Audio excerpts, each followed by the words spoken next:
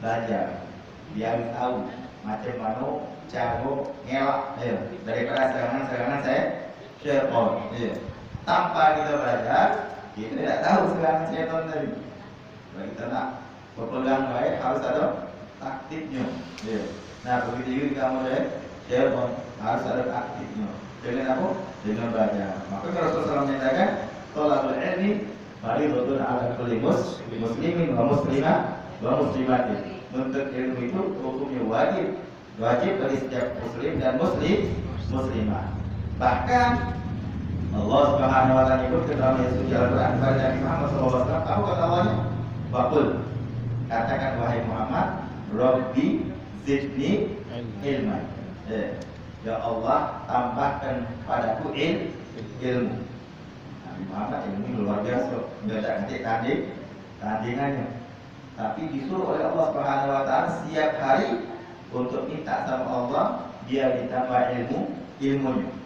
Berarti nak menunjukkan bahwa sesungguhnya ilmu itu mulia. Maka dari situ Imam Ali radhiyallahu anhu beliau pernah berkata dalam sebuah perkataannya, al ilmu khairun minal mal. Ilmu itu lebih baik daripada harta. Ilmu yahrusuka. Ilmu itu yang akan menjaga kau dari hal-hal yang diharamkan oleh Allah. Dengan ilmu hati kita pacak tenang. Kita menghadapi masalah pacak tenang. Dengan ilmu. Oleh Allah. Ini sudah ketentuan yang Allah hidup. Mungkin Allah nak uji kesabaran. Sebab semangat kesabaran. Kalau aku jingok umat-umat terdahulu, nabi-nabi terdahulu, subhanallah, cobaannya luar biasa. Cobaan yang Allah berikan sama aku tidak seberapa.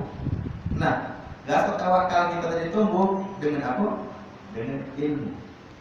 Maka banyak mereka-mereka yang mungkin putus asa, ada yang gantung diri lah, macam-macam singgul kejadian hanya ke laut sampai mati gagal, putus asa, tidak tahu ilmunya.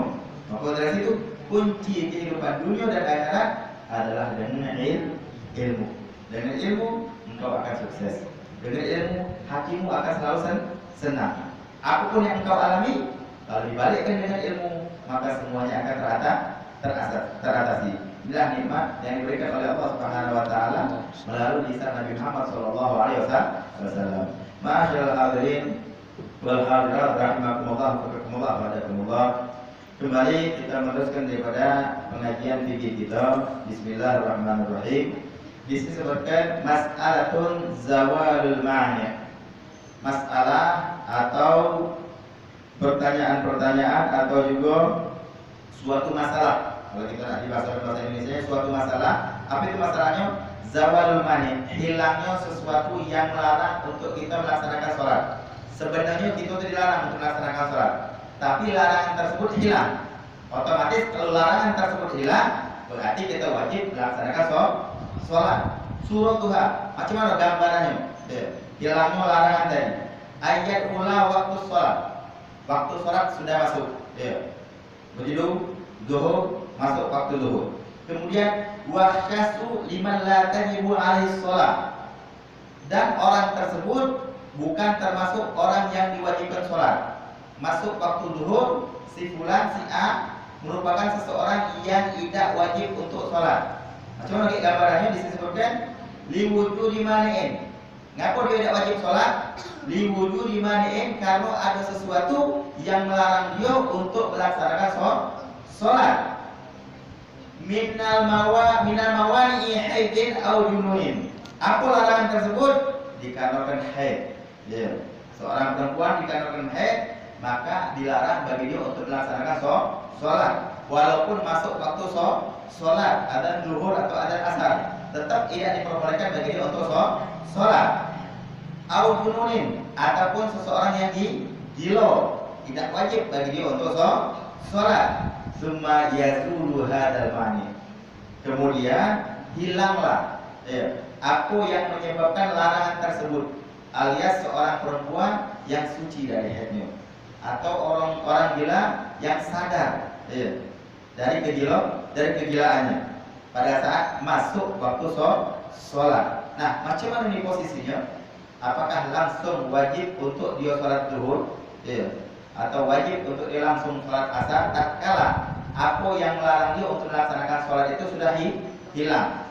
Haid sudah suci dari haidnya, buang gilo sudah sadar dari gilonya. Al-hukmu, hukumnya macam mana? Idza zalal mani', apabila sesuatu yang mencegah untuk dia melaksanakan sholat tersebut zala, hilang, alias sudah dalam keadaan suci, misalnya masuk waktu sholat dalam keadaan suci jam 2 ataupun misalnya jam 5 waktu asar, suci ini perempuan, atau bumi yang gilo tadi sadar. Waqad baqiya min khurujil waqti qadru takbiratul ihram fa aktsar. Sedangkan waktu untuk melaksanakan sholat ini tadi sekedar untuk takbiratul ihram baik atau lebih, ya. Untuk takbiratul ihram baik atau lebih. Jadi lebih kuranglah 3 menit ya. 3 menit sebelum masuk waktu asar, seorang perempuan suci dari haidnya. Atau 2 kilo yang sadar dari kegiloannya. Tapi cuma 3 menit atau 2 menit sebelum masuk waktu asar. Ya. Nah, macam mana posisi sholat zuhur dia? Sedangkan dia belum mandi, ya. Secara otomatis tidak sempat dia untuk dia mandi, habis mandi, habis wudu dia nak mau melaksanakan sholat. Tidak terkabul begitu. Nah, macam mana nih? Seorang perempuan tersebut wajib wudu tilka sholat. Wajib bagi dia untuk mengkodok sholat tersebut. Ya. Kalau seandainya ada masih waktu untuk takbiratul ihram, ya, wajib untuk dikodok. Kemudian wajibu wudu ma qablaha idza kanat tujma' ma'aha wa laha suratani. Wajib bagi seorang perempuan apabila hilang masa haidnya untuk mengkodok sholat sebelumnya. Disebutkan contohnya, gambarannya, ayatul mani waqta sholatil asli. Hendaknya sesuatu yang melarang untuk dia melaksanakan sholat itu hilang larangannya ketika datang waktu sholat asar. Jadi bagi ibu-ibu misalnya waktu asar haidnya hilang, sudah dalam keadaan suci. Ini perlu kita ingat tahu, biar tahu ya. Wajibu alaihi ada'uha wa qada'udzu zuhri. Maka wajib bagi seorang ibu tersebut untuk melaksanakan sholat asar wa qada'udzu zuhur dan mengkodok sholat zuhur, ya. Apabila hilang daripada masa haidnya tadi alias sucinya dekat-dekat waktu asar. Jadi parak-parak 5 menit sebelum masuk waktu asar suci dia. Ya. Nah, untuk bagi dia sempat untuk dia takbiratul ihram melaksanakan sholat, maka bagi dia wajib untuk mengkodok yang namanya sholat zuhur, kemudian langsung melaksanakan sholat asar. Kemudian disebutkan lagi ayat mani waktu sholat isya wajib wali ada waktu maghrib. Begitu juga dia suci mendekati waktu isya 5 menit sebelum waktu isya suci dari masa haidnya. Ya. Kemudian dia masih santai, tidak langsung mandi dan lain sebagainya. Maka bagi ibu tersebut atau bagi anak tersebut wajib bagi dia untuk mengkodok sholat maghrib. Ya. Akan tetapi terlebih dahulu sholat isya dulu. Setelah sholat isya baru dia mengkodok yang namanya sholat maghrib. Jadi perhatian bagi ibu-ibu. Ya. Jadi kalau seandainya, intinya di sini, kalau seandainya memungkinkan bagi ibu-ibu, mungkin ibu-ibu atau anak-anaknya, ya. Nah ini wajib atau bagi seorang laki-laki mengingatkan bininya atau mengingatkan anaknya. Jadi kalau seandainya dia sudah suci atau hilang masa haidnya mendekati waktu asar, ya, kemudian sempat bagi dia untuk berwudu, kemudian takbiratul ihram untuk dia mandi, dia tidak laksanakan, lebih kuranglah 5 menit atau 10 menit, ini intinya 5 menit atau 10 menit dia masih malas-malasan, kakilah, bungkarlah dan lain sebagainya, maka sholat zuhur dia wajib dikodok.